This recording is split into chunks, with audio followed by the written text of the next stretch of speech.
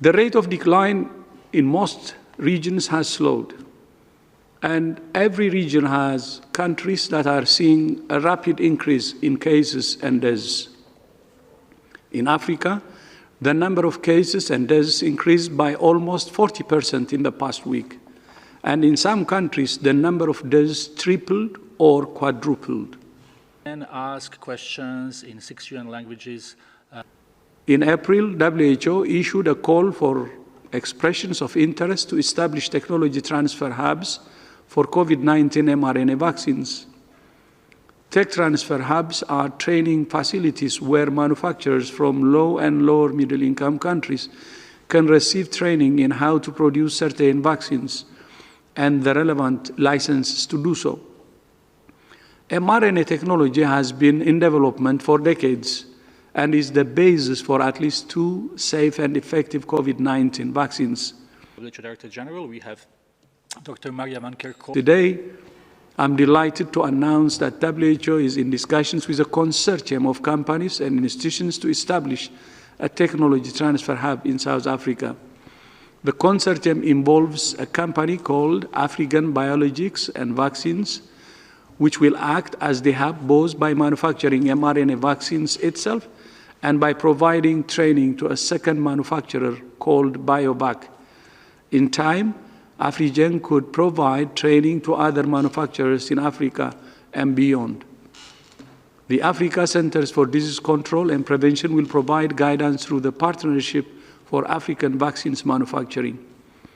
WHO is facilitating this effort by establishing the criteria for the technology transfer, assessing the applications, developing standards, and providing ongoing support and training. We are now in negotiations with several companies that have indicated interest in providing their mRNA technology to the hub.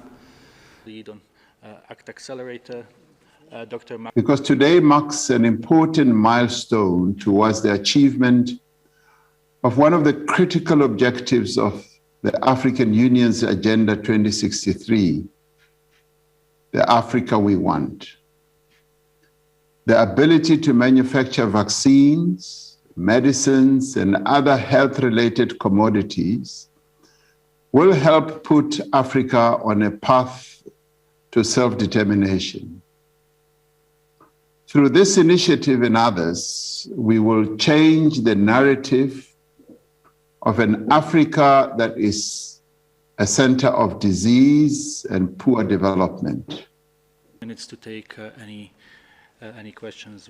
And we from Africa have been calling for the capability, the capacity that needs to be transferred to Africa so that we can also make our own vaccines.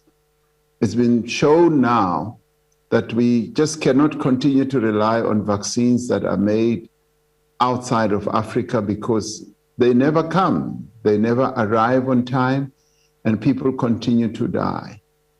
And we've therefore called on the waiver, as I spoke about, but also technology transfer. So this is a phenomenal step, but it is a step that needs to be taken as we move to the realization of what we've proposed, which is the waiver of the TRIPS IP. Access to medicines and health products here at Cette initiative est la première de nombreuses autres.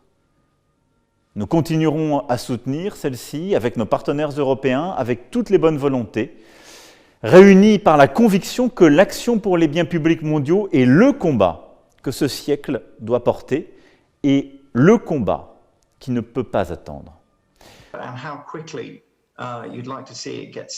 So the timelines of when vaccines can be produced in the country will depend on whether there's a tried and tested technology that can be much more easily transferred to the facility in South Africa, which by the way already exists. There's already a pilot plant there, so all we would need is to put in some equipment and then train the workforce there locally on this the new process.